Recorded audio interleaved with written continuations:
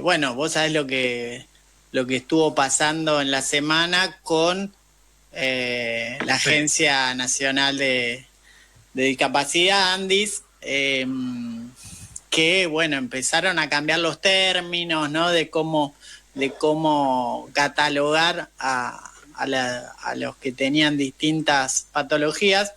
Pero vamos a hablar con Fernando Galarraga, que fue titular de ANDIS y que sabe mucho del tema, para que nos explique bien qué pasó, ¿no? Así que, Fernando, buenos días. Tomás García y Nahuel Bianchi te saludan. ¿Cómo andás? Tomás, Nahuel, buenos días. Gracias por el llamado. Yo muy bien, gracias. Bueno, Fernando, ¿qué te pareció lo que pasó esta semana con este decreto, digamos, esto que se publicó en el boletín oficial, que esta resolución, que algunos lo catalogan como estigmatizantes, ¿no? Los términos que se utilizó. ¿Vos cómo analizás esto que pasó en la Agencia de Discapacidad? Bueno, en primer lugar, claramente se trata de un avance más sobre los derechos de las personas con discapacidad, no solo por la utilización de la terminología, sino por el retroceso que implica aplicar una tabla a medir la incapacidad. Definir ya a las personas por la incapacidad es una estigmatización, obviamente, muy, muy fuerte, y mucho más si lo haces con terminología como la que utilizó la agencia en esa resolución de enero. Tengamos en cuenta que esto fue en enero. Reacciona muchas organizaciones o se viraliza la situación hace unos días nada más, pero esto ocurrió a mediados de enero. Es decir, el argumento de salir a decir después fue un error, no nos dimos cuenta, habían pasado casi 2 meses. En principios de febrero un conjunto de organizaciones enviaron una nota a la agencia pidiendo que se rectifique y que se deje sin efecto todo eso. No alcanzó esa nota para que ese reclamo de la sociedad civil para que se revise y se asuma que fue un supuesto error. Por eso digo, recién a partir del estallido del tema en las redes se da marcha atrás, por lo menos con la utilización de toda esa terminología estigmatizante.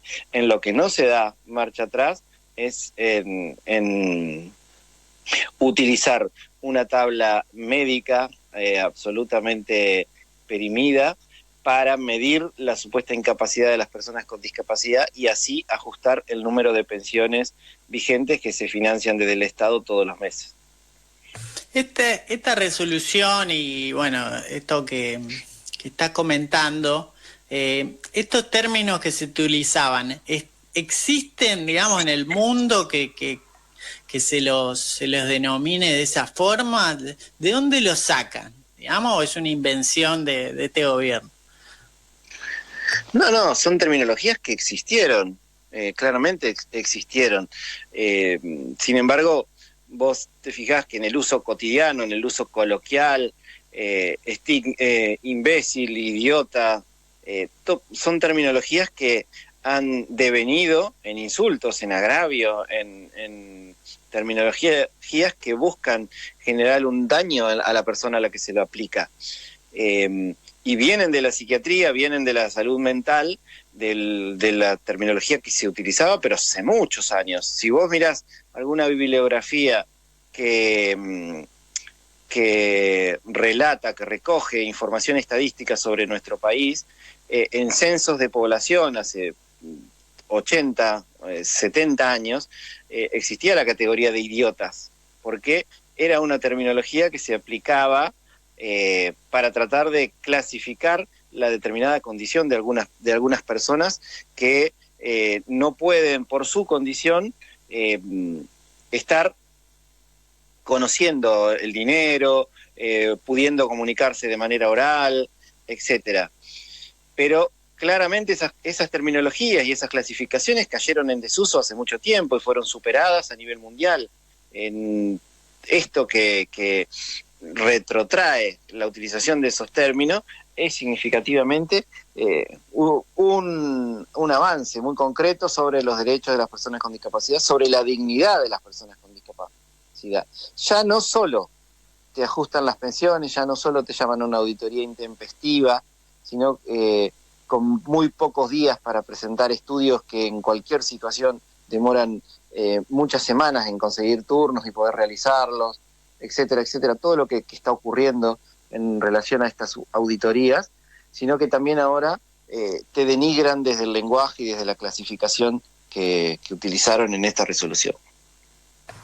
¿Cómo analizás, Fernando, el ataque que vienen sufriendo las personas con discapacidad desde el inicio, ¿no?, del gobierno de Milei? Me acuerdo las campañas que decían que mostraban radiografías, ¿no?, de que habían pedido pensiones con radiografías de perros y todas esas cosas que después eran mentiras o no se las habían otorgado, pero que les sirvió para meter un montón de fantasmas detrás de las pensiones que se otorgaban, ¿no? Y de ahí reducir el número de pensiones.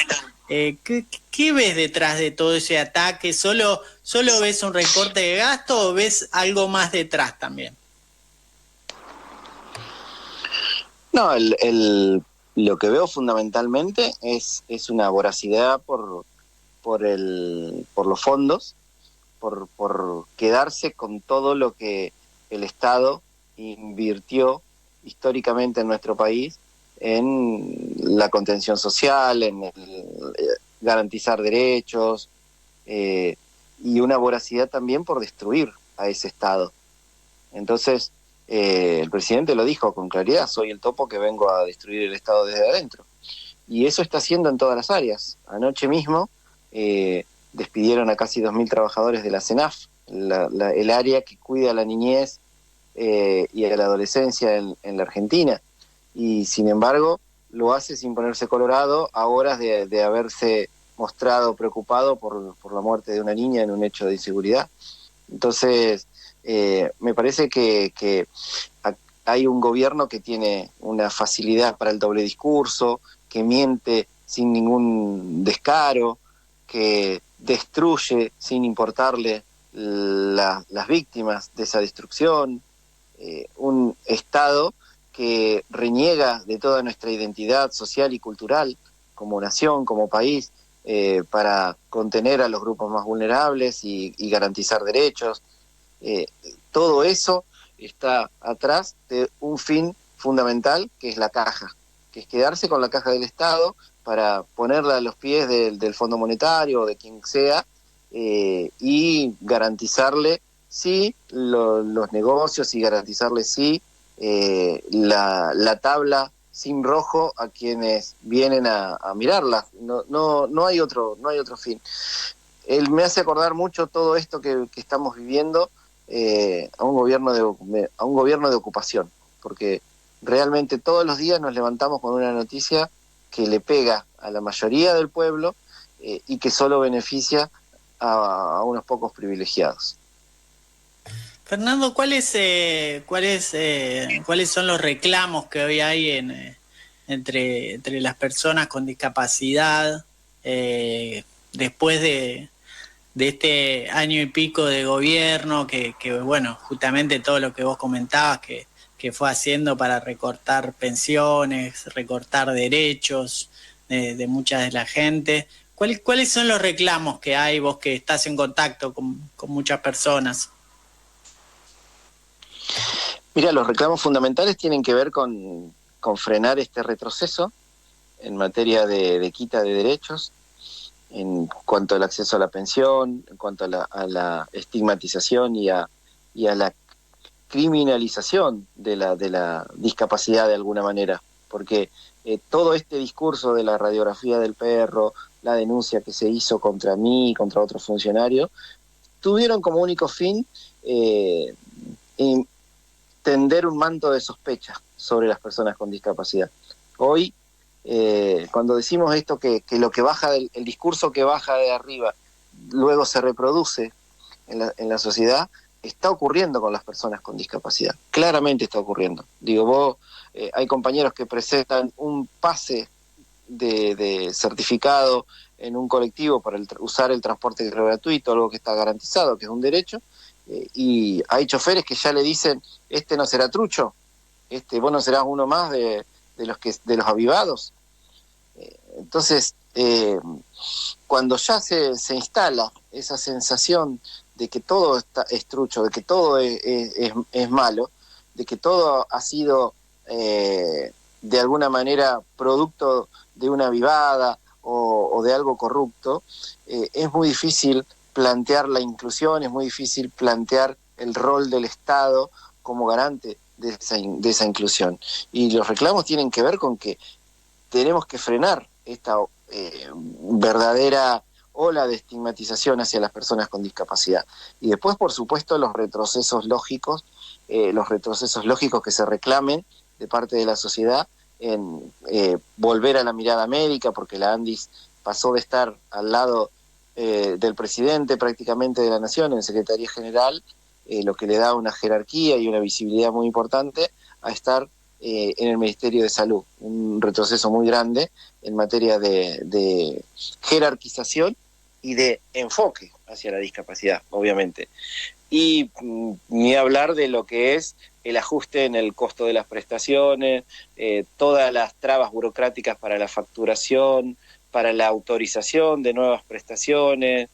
Las familias y los centros que brindan servicio a las personas con discapacidad están viviendo una situación dramática que los deja al borde del cierre y al borde de la interrupción de prestaciones que son esenciales para la calidad de vida de miles y miles de personas con discapacidad en la Argentina. Bueno, Fernando, la verdad que es muy preocupante todo lo que nos contás y toda la situación que están viviendo las personas con discapacidad. Y bueno, vamos a seguir de cerca. Obviamente estos micrófonos están a disposición siempre para difundir todo lo que haga falta. Y bueno, estaremos acá siempre pendientes del tema. Fernando, te agradecemos mucho por estos minutos con Radio Rebelde. Gracias a ustedes, chicos, y yo también quedo a disposición. Un abrazo y buen fin de semana.